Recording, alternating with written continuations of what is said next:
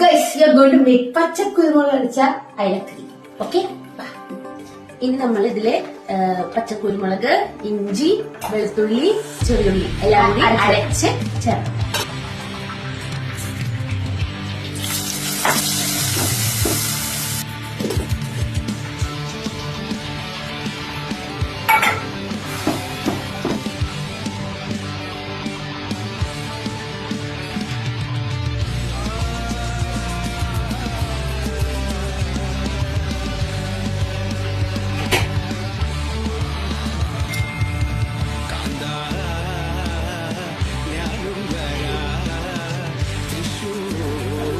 누구?